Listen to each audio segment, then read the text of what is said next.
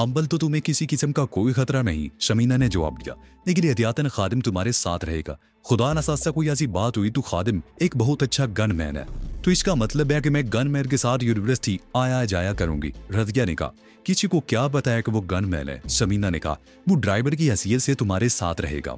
रवैया को जवाब देने की बजाय मां की तरफ देखने लगी। वो खामोश बैठी थी, उसके चेहरे पर परेशानी साफ नजर आ रही थी। कुछ देर बाद शारिक और नौलक्का भी उठ गए। मरियम ऊपर अपने कमरे में चली गई और समीना रज़िया को पोठी दिखाने लगी। पूरी कोठी देखकर रज़िया की आंखें चमक उठी। इतनी शानदार पोठी? वो इधर उधर देखते हुए बोली, दिल चाहता है कि सारी जिंदगी यहीं रह जाऊं। तो रह जाओ, तुम्हें किसने रोका है? समीना ने मुस्कुराते हुए कहा। और वो मकान? रज़िया ने सवालिया निगाहों से उसकी तरफ देखा। उसे छोड़ दो, समीना ने जवाब दिया। रविया ने मुस्कुराने पर इत्तफाक किया। दोपहर के खाने के बाद समीना ने कपड़े बदल लिए। उसने फिर पैंट शर्ट पहनी थी, पैरों में जोगर्द और सर पर टोपी और आंखों पर तारीक हीशों वाला चश्मा। उसने शारिक का पिस्तौल भी चेक करके अपनी पतलून की जेब में रख लिया। कहाँ की तैयारी है? मोलक ने सवालिया निगाहों से उसकी तरफ देखा। शेरनी पहली मर्तबा अपने शिकार की तलाश में जा रही है, समीना ने मुस्कुराते हुए कहा। मैं भी तुम्हारे साथ ही चलूंगा। नूनक एक झटके से उठ गया। तुम सदीके को जानते हो? समीना ने पूछा। नहीं, मैंने ये नाम पहली मर्तबा सुना है, नूनक ने जवाब दिया। तो फिर तुम मेरे साथ नहीं जा सकते, समीना ने मुस्कुराते हुए कहा। मैं बजंग से गामे को साथ ले लूंगी, वो सदीके को जरूर जानता होगा। ठीक है, तुम जाओ, मगर जरा मोहतात रहना, शारिक ने कहा। समीना ने मेज पर से सफेद टोयोटा की चाबी उठाई और मटक मटक कर चलती हुई बाहर निकल गई। कंपाउंड में खड़ी हुई गाड़ी स्टार्ट करते उसकी नजरें ऊपर उठ गईं। रज़िया बाहर वाली बालकोनी में खड़ी थी। समीना ने उसकी तरफ देखकर हाथ हिलाया और गाड़ी को गेट से निकाल ले गई। खादिम ने गेट बंद कर दिया। समीना को मुज़न वाले अड्डे तक पहुंचने में ज्यादा देर नहीं लगी। उसने फाटक के सामने गाड़ी रोक ली और उतरकर फाटक में दाखिल हो गई। गली की वर्कशॉपों में काम करने वाले लोग उसे अजीब सी नजरों से देख रहे थे। गामा साहिबान के नीचे बैठा हुआ था। यहाँ तक की सफाई हो चुकी थी, थोड़ा बहुत काम रह गया था। गामे ने 2 मजदूर लगा रखे थे। राजू की मजदूरों के साथ काम में लगा हुआ था। समीना को देखकर गामा एक झटके से उठकर खड़ा हो गया। खैरियत समीना बीबी? उसने समीना के करीब आते ही पूछा। सदीका को जानते हो? समीना ने सवाल किया। सदीका? वो बालबानपुरा वाला? गामे ने कहा। मेरा ख्याल है वो बालबानपुरा का ही रहने वाला है, माजर गुजर का साथी है, समीना ने कहा। बंजा और कदरे छोटे कद का बारी बरकम आदमी है। गामा बोला। हाँ वही, समीना ने कहा। वो बालबानपुरे में ही है, घास मंडी के आसपास घूम फिर कर काम करता है। इससे कहाँ मिलेगा? समीना ने पूछा। वही होना चाहिए, गामे ने जवाब दिया। ठीक है, मेरे साथ चलो, समीना ने कहा। गामे ने राजू को काम के बारे में बता दिया और समीना के साथ इहाते से बाहर लाकर कार में बैठ गया। समीना ने ड्राइविंग सीट पर बैठकर इंजन स्टार्ट कर दिया और कार एक हल्के से झटके के साथ आगे बढ़ा दी। समीना बड़ी महारत से ड्राइविंग कर रही थी। जब किसी ट्रैफिक सिग्नल पर गाड़ी रुकती तो लोग मुड़कर उसकी तरफ देखने लगे। ड्राइविंग सीट पर बैठी हुई नायत खूबसूरत और फैशनेबल लड़की और उसके साथ पैसेंजर सीट पर बैठा हुआ गामा, जो लिबास और शक्लो सूरत से ही छटा हुआ बदमाश लगता था। यही ज़दाद लोगों के लिए गालबन हैरत का बायस था। बालबनपुरा में घास मंडी के सामने समीना ने गाड़ी रोक ली। की चीजें मालूम करो, सदीका कहाँ है? समीना ने गामे की तरफ देखते हुए कहा। गामा गाड़ी से उतरकर कुछ देर इधर उधर देखता रहा, फिर घास मंडी के साथ वाली गली में दाखिल हो गया। उसकी वापसी तकरीबन 15 मिनट बाद हुई। वो पाकिस्तानी बाजार की तरफ से आ रहा था। पता चला? समीना ने सवालिया निगाहों से उसकी तरफ देखा। हाँ, वो बागीची सेठा वाली में बैठा हुआ है, गामे ने जवाब दिया। ये कौन सी जगह है? समीना ने पूछा। वो सामने वाली गली में। गामे ने सड़क के पार इशारा किया। बैठो, समीना ने इशारा किया। उसने गाड़ी स्टार्ट करके यू टर्न लिया और गामे के कहने पर गाड़ी एक तंग सी गली में मोड़ दी। उस गली में दाईं तरफ एक बहुत बड़ा याता था जो घोड़ों के इस्तबल का काम दे रहा था। उस यारी फर्नीचर का एक बहुत बड़ा वर्कशॉप था। बाईं तरफ मकान भी थे और 2-3 ऐसे छोटे छोटे कारखाने थे जहाँ साइकिलों के पुर्जे तैयार होते थे। उससे आगे छोटा सा मैदान था जिसके चारों तरफ किसी कलादमा इमारत की कदीम 4 दीवारी थी। फर्नीचर के वर्कशॉप के साथ ही वाटर एंड सेवरेज बोर्ड का वाटर पंप और म्यूनिसिपल कारपोरेशन की एक छोटी सी डिस्पेंसरी थी। बिल्कुल सामने छोटी सी ईंटों का एक बहुत बड़ा चबूतरा था जिसके एन बस में टूटी फूटी कब्र थी। कब्र वाले चबूतरे पर पीपल का एक बहुत बड़ा दरख्त था। पीपल के ये दरख्त भी शायद इतना ही कदीम था जितनी ये कब्र। उसकी फैली हुई शाख एक कब्र पर साया फिगर थी। यह मोहब्बत खान की कब्र थी, वही मोहब्बत खान जो शहनशाह जहांगीर का जर्नल था। लाहौर का गवर्नर बड़ा दबदबा था इसका, लेकिन अभी इसकी कब्र के चबूतरे पर बच्चे क्रिकेट खेला करते थे। किसी जमाने में इसके चारों तरफ एक कदीम मकबरे की दीवार हुआ करती थी। चार दीवारी और रास्ते का कुछ हिस्सा भी बाकी बचा था जिसे लोगों ने स्तबल बना लिया था। समीना ने गाड़ी कमर वाले चबूतरे के करीब रोक ली और इधर उधर देखने लगी। उसकी नजरें चार दीवारी के बिल्कुल आखिरी कोने में एक जगह जम गई। यहाँ तक उस हिस्से में तांगों की मुरम्मत करने वालों ने कब्जा जमा रखा था। 3-4 टूटे बूटे तांगे खड़े थे। एक तरफ एक दायरे में कोयले सुलग रहे थे। उन कोयलों में किसी तांगे पे पहिया रिम दबा हुआ था। करीबी 2-3 आदमी बैठे हुए थे। एक आदमी जमीन पर पड़ी हुई तांगे की टूटी फूटी गद्दी पर बैठा हुआ था। उसने बैली सी चादर ओढ़ रखी थी। मेरा ख्याल है सदीका वो बैठा हुआ है, वो जिसने चादर ओढ़ रखी है। समीना ने इशारा करते हुए था, हाँ वही है, मैं उसे लेकर आता हूँ।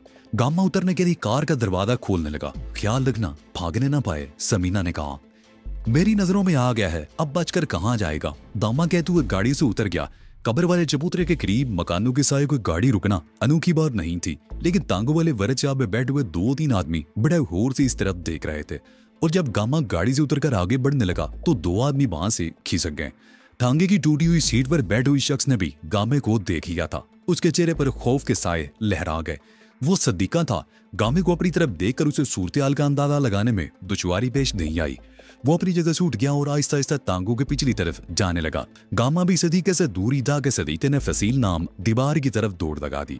गामा भी ललकारता वो उसके पीछे दौड़ा। फसील नमा दीवार टूटी फूटी थी। दीवार की बुलंदी अगरचे 20-22 फुट थी, मगर उस पर चढ़ना ज्यादा मुश्किल नहीं था और सभी का दीवार पर चढ़ने की कोशिश कर रहा था। गामे ने जेब से पिस्तौल निकालकर गोली चला दी। मुझे निशाना नहीं बनाना चाहता था। फायर का मकसद महज उसे डराना था।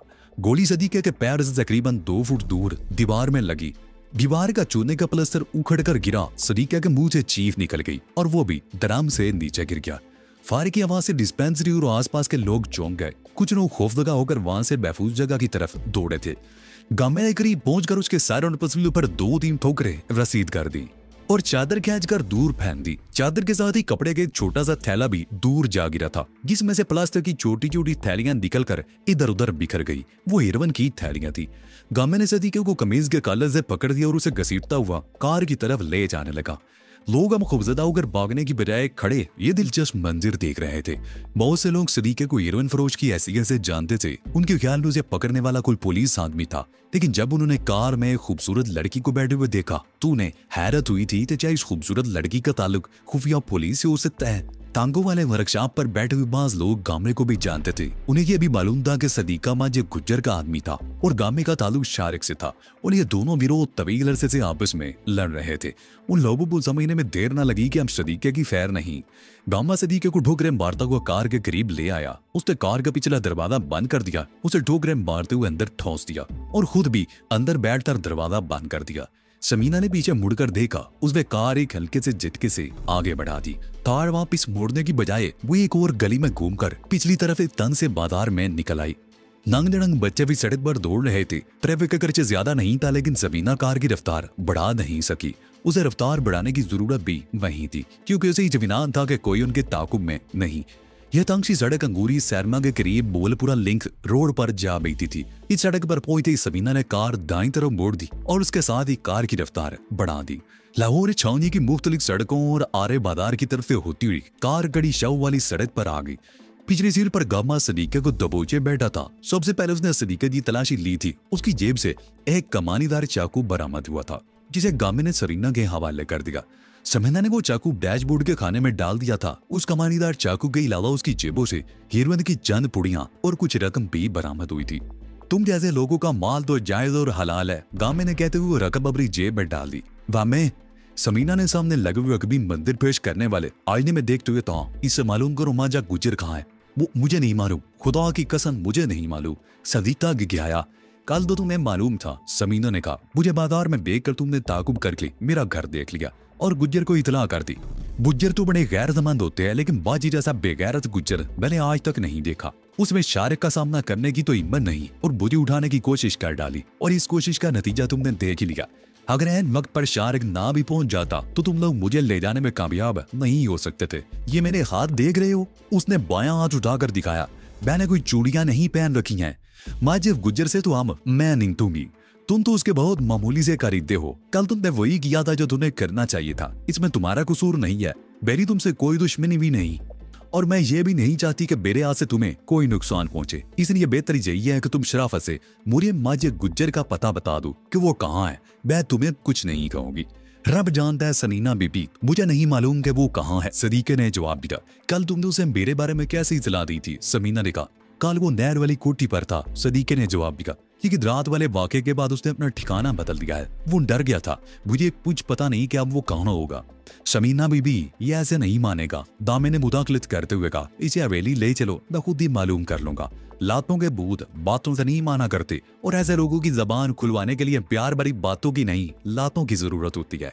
ऐसे ही करना पड़ेगा। समीना ने गहरा सांस लेते हुए जवाब दिया और तार की रफ्तार बढ़ा दी। सदीका की गया अगर समीना की मिन्नत समाजित करता रहा कि वो बेकसूर है और इसे छोड़ दिया जाए।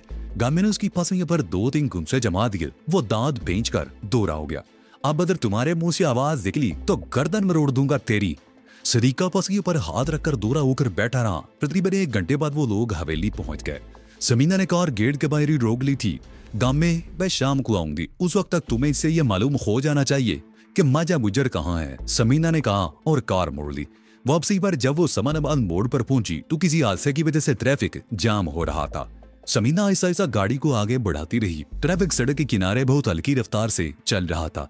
समानाबाद मोड़ से जरा आगे गंदे नाले का पुल था। उस पुल के दूसरी तरफ सड़क के दाईं तरफ चुबुर्जी क्वार्टर थे, लेकिन अब समीना को उस तरफ से गुजरने में कोई खौफ नहीं हो रहा था।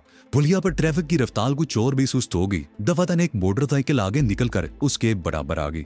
समीना सामने देख रही थी। मोटरसाइकिल सवार ने खिड़की पर हाथ मारा। समीना ने गर्दन घुमाकर देखा और उसके साथ ही उसे अपना सांस सीने में रुकता हुआ महसूस हुआ, क्योंकि मोटरसाइकिल पर सवार उसका बाप था। गाड़ी एक साइड पर रोको, उसके बाप ने इशारा किया। बाप को देखकर समीना के चेहरे पर एक रंग सा फिर गुजर गया, लेकिन उसने फौरन ही अपनी कैफियत पर काबू पा लिया और हाथ के इशारे से बताया कि वो गाड़ी रोक रही है।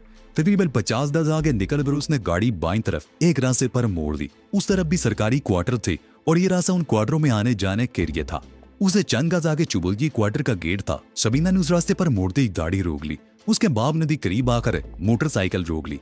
माँ के चेहरे की तासरात देखकर समीना के दिल पर गूंजा सा लगा। डैडी, वो कार से उतरकर बाप के सामने खड़ी होकर बोली, कुछ कहने से पहले मेरी बात सुन। हम पहले ही बहुत रुसवाई देख चुके हैं। आप शायद यकीन नहीं करेंगे कि मेरे साथ जो कुछ भी हुआ उसमें मेरा कोई कसूर नहीं। लंबी दास्तान है, मेरी जिल्लत और रुसवाई थी। आप प्लीज घर चले जाइए। किसी को मत बताइए कि मुझसे मुलाकात हुई थी। मैं किसी रोज घर आऊंगी। गिरी चाहे आप मेरा गला घोट दीजिएगा, लेकिन प्लीज डैडी इस वक्त आप कुछ मत बोलिए। माँ खामोशी से उसकी तरफ देखता रहा। उसका चेहरा सुर्ख हो रहा था। उसने कुछ कहना चाहा मगर होंठ फड़फड़ा कर रह गए और फिर दफादार मोटरसाइकिल पर बैठ गया। दावर मोटरसाइकिल स्टार्ट थी और उसे तेजी से घुमाकर कॉलोनी के गेट से बाहर निकल गया। उसने मुड़कर समीना की तरफ देखा तक नहीं था। समीना कुछ देर वहां खड़ी रही। करीबी क्वार्टर का दरवाजा खुला, एक बूढ़ा आदमी बाहर निकला। वो अजीब सी नजरों से समीना की तरफ देख रहा था। समीना कार में बैठ गई। उसने इंजन स्टार्ट किया और यू टर्न लेकर कार को सड़क पर ले आई। सड़क पर आते ही उसने कार की रफ्तार एकदम बढ़ा दी। उसके दिमाग में तेज सनसनाहट हो रही थी। वो दर जाने की बजाय बाल रोड की तरफ निकल गई। लार्ड के सामने कार रोककर वो नीचे उतर आई। उस वक्त 5:30 बज चुके थे। बाल रोड पर बड़ी चहल पहल थी। लार्ड के सामने बहुत खुली जगह थी जहां गाड़ियां भी खड़ी थी और कुछ लोग खड़े बातों में वक्त गुजार रहे थे। एक मोटरसाइकिल के करीब एक नौजवान खड़ा सिगरेट के कश लगा रहा था, जबकि उसका दूसरा साथी मोटरसाइकिल की सीट पर इस तरह बैठा हुआ था कि उसके दोनों पैर एक ही तरफ थे। वो भी सिगरेट के कश लगा रहा था। समीना ने तारीख शीशों की ऐनक उतार कर सीट पर डाल दी और अपना बैग उठाकर कंधे पर लटका लिया। कायद दरवाजा खोलकर शीशा चढ़ाया और दरवाजा लात करके इधर उधर देखने लगी। यान ने उसके इरादे का कोई दतन नहीं था। बाप से मुलाकात के बाद वो अजीब सी कैफियत में मुब्तला हो गई थी और गैर इरादी तौर पर इस तरफ निकल आई थी। मोटरसाइकिल के करीब खड़े नौजवान ने उसकी तरफ देखकर अपने साथी को इशारा किया। उसने भी घूमकर देखा और उसके ऊँटों से बेइख्तियार सीढ़ी निकल गई। समीना ने सीढ़ी की आवाज सुन ली और फूटती हुई नजर से उन नौजवानों की तरफ देखने लगी। वो दोनों अच्छे और मुअद्दब घरानों के लगते थे, लेकिन उनके मिजाज में आवारगी नुमाया थी। समीना लापरवाही से कदम उठाती हुई रेस्टोरेंट के दरवाजे की तरफ बढ़ी। दरवाजे पर खड़े बावर्डी दरबान ने पहले उसे हाथ उठाकर सलाम किया और फिर दरवाजा खोल दिया। समीना पहली मर्तबा शारक के साथ यहाँ आई थी तो सहमी थी, लेकिन आज वो बड़े बेबाक अंदाज में अंदर दाखिल हुई थी। वो दरवाजे के करीब ही रुक कर इधर उधर देखने लगी। अंदर रोशनी बहुत मदम थी। चंद मेजों पर गाद बैठे हुए थे, जबकि बेहतर मेजें खाली थी। यहाँ की रौनक दरअसल शाम के बाद शुरू होती थी और इस वक्त तो सीट हासिल करना भी मुश्किल होता था। समीना चलने में दरवाजे के करीब खड़ी रही, फिर एक बावर्दी वेटर तेजी से उसके करीब आ गया। उस तरफ तशरीफ लाइए मैडम। वेटर ने खाली मेज की तरफ इशारा किया। Thank you. समीना आगे बढ़कर उस मेज के करीब पहुंच गई। वेटर ने बड़े एहतराम से उसके लिए कुर्सी खींच दी। समीना के बैठते ही वेटर चला गया। चंद मिनट बाद वो वापस आया और एक खूबसूरत तश्तरी में रखा हुआ ठंडे पानी का गिलास उसके सामने मेज पर रख दिया। कॉफी ले आओ जरा स्ट्रॉन्ग, समीना ने वेटर की तरफ देखते हुए कहा। वेटर के जाने के बाद उसने गिलास उठा लिया और एक दो घूंट भरने के बाद गिलास दोबारा मेज पर रख दिया। पानी इस कदर ठंडा था कि उसके हल्क और सीने में ठंडक की एक लहर सी दौड़ाता चला गया। तकरीबन 10 मिनट बाद वेटर ने उसके सामने कॉफी शुरू कर दी। समीना कड़वी कॉफी की चुस्कियां लेते हुए इधर उधर देखने लगी। उसके साथ वाली मेज खाली थी। उसके बाद वाली मेज पर एक नौजवान जोड़ा बैठा सर झुकाए सरगोशियों में बातें कर रहा था। समीना ने कॉफी का आधा टप ही खत्म किया था कि रेस्टोरेंट का दरवाजा खुला। उसकी नजरें बेइख्तियार दरवाजे की तरफ उठ गई। वही दोनों नौजवान अंदर दाखिल हुए जिन्हें वो बाहर मोटरसाइकिल के करीब देख चुकी थी। वो दोनों दरवाजे के करीब रुककर इधर उधर देख रहे थे। समीना को देखकर उनमें से एक के होंठों पर खफीफ सी मुस्कुराहट आ गई और वो दोनों उस मेज की तरफ आ गए। समीना की तरफ तवज्जो दिए बगैर काफी चुस्कियां लेने लगी। हम यहाँ बैठ सकते हैं? उनमें से एक नौजवान ने समीना की तरफ देखते हुए कहा। वो हमारे साथी के मुकाबले में कदरे लंबे कद का मालिक था। गोरी रंगत और करीन शेव। दूसरा दरमियाने कद का मालिक था, सांवली रंगत और पिंसल टाइट मूंछे। अरे यार आरफ, मूंछों वाले ने अपने साथी की तरफ देखते हुए कहा। पूछने की क्या बात है, बैठ जाओ, कंपनी रहेगी। ये खुद भी अकेली बैठी बोर हो रही होगी। जनाब महमूद साहब, आप शायद भूल गए हैं कि एटिकेट भी कोई चीज होती है, लंबे कद वाले आरफ ने कहा। अरे छोड़ो यार एटिकेट को, बैठो, महमूद कहते हुए बेतुकल्फी से समीना के सामने वाली कुर्सी खींच कर बैठ गया। उसके साथ ही चटाक की आवाज उभरी और मुख्तलिफ वेदों पर बैठे हुए लोग घूमकर उस तरफ देखने लगे। महमूद के गाल पर पड़ने वाला थप्पड़ इस कदर जोरदार था कि वो कुर्सी समेत हिल कर रह गया था। उसका एक हाथ बेइख्तियार गाल पर पहुंच गया और वो एक झटके से उठकर खड़ा हो गया। तुम्हारी ये हिम्मत! महमूद के हल्क से उराड़ सी निकली। उसका चेहरा गुस्से की शिद्दत से एकदम सुर्ख हो गया था। आउट! समीना एक झटके से उठकर खड़ी हो गई। उसने चीखते हुए एक हाथ से दरवाजे की तरफ इशारा किया। तुम लोग ये क्यों समझते हो कि अकेली नजर आने वाली हर लड़की आवारा होती है? अगर तुम एक सेकंड के अंदर अंदर यहाँ से दफा ना हुए तो मैं तुम्हारा वो अशर करूं भी कि अपने पैरों पर चल कर भी नहीं जा सकोगे। दराज का मुतारफ समीना की इस कार्रवाई से बदहवास हो गया था। उसने महमूद का हाथ पकड़कर वहां से हट जाना चाहा, लेकिन महमूद ने एक झटके से अपना हाथ छुड़ाया। उसी लम्हे रेस्टोरेंट का मैनेजर और 2-3 वेटर बड़ी तेजी से वहां पहुंच गए। ये रेस्टोरेंट है या तोबा खाना? समीना मैनेजर की तरफ देखकर बोली। क्या लुच्चे लफंगों के दाखिले पर कोई पाबंदी नहीं? यह शुरफा यहाँ ना छोड़ दें। मुझे अफसोस है मैडम, मैनेजर ने कहा। मैं भी इन दोनों को पुलिस के हवाले करता हूँ। पुलिस के हवाले करने की जरूरत नहीं, समीना ने कहा। छोड़ दो इन बेगैरतों को। अगर गैरत हुई तो आइंदा किसी लड़की की तरफ आंख उठाकर भी नहीं देखेंगे। मैनेजर ने वेटरों को इशारा किया। वेटर महमूद और आरिफ को बाहों से पकड़कर खींचते हुए बाहर ले गए। महमूद मुड़ मुड़कर समीना को बदतरीन नताइज की धमकियां दे रहा था। मैं एक बार फिर आपसे माजरत चाहता हूँ खातून, मैनेजर ने समीना की तरफ देखकर इज़ारे निदामत महसूस करते हुए कहा। वैसे आपने बहुत अच्छा किया। इन गुंडों की अगर इसी तरह पिटाई होती रहे तो आइंदा ये वाकई किसी खातून की तरफ आंख उठाकर नहीं देखेंगे। आपने वाकई बहुत अच्छा किया, करीबी में से एक नौजवान ने कहा। वो भी उठकर उनके करीब आ गया। लेकिन शायद आपने ये नहीं सोचा कि यहाँ से बाहर निकलने के बाद ये बदमाश आपको कोई नुकसान भी पहुंचा सकते हैं। इन जैसे बदमाशों से निमटना मैं बहुत अच्छी तरह जानती हूँ, समीना ने जवाब दिया और वेटर को दूसरी कॉफी लेने के लिए कहा। पहली कॉफी ठंडी हो चुकी थी। उसके तकरीबन आधे घंटे बाद समीना रेस्टोरेंट से निकली। रेस्टोरेंट के सामने रौनक बढ़ गई थी। उसने दरवाजे से निकलकर इधर उधर देखा। ना तो वो मोटरसाइकिल नजर आ रही थी और ना ही आसपास कहीं वो नौजवान दिखाई दिए। समीना अच्छी तरह जानती थी कि इस किस्म के लोग आसानी से हार मानने वाले नहीं होते। उसे यकीन था कि वो दोनों आसपास कहीं ना कहीं जरूर मौजूद होंगे। वो इधर उधर देखे बगैर गाड़ी में बैठ गई और इंजन स्टार्ट करके उसे हल्की रफ्तार से सर्कस रोड पर ही रीगल चौक की तरफ ले जाने लगी।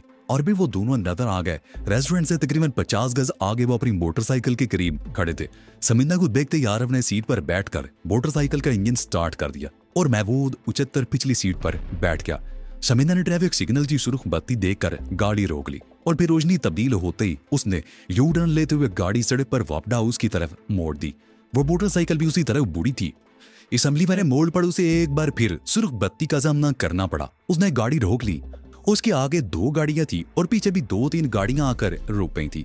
मोटरसाइकिल उन गाड़ियों के दरमियान से होती हुई समीना की कार के बराबर आकर रुक गई। समीना ने गर्दन घुमाकर देखा। मोटरसाइकिल की पिछली सीट पर महमूद खूनख्वार नजरों से उसकी तरफ देख रहा था। मैं हिसाब चुकाने में ज्यादा देर नहीं लगाता, थोड़ी देर बाद ही तुमसे निमट लूंगा, महमूद ने समीना की तरफ देखते हुए कहा। उसके लहरे में कुत्ते की सी कुर्राहट थी। तो ये थी आज की स्टोरी। आपको ये वीडियो कैसी लगी कमेंट में बताएं और हमारा चैनल सब्सक्राइब कर दे, साथ ही बेल आइकन भी दबा दे। अगला एपिसोड जल्द आएगा।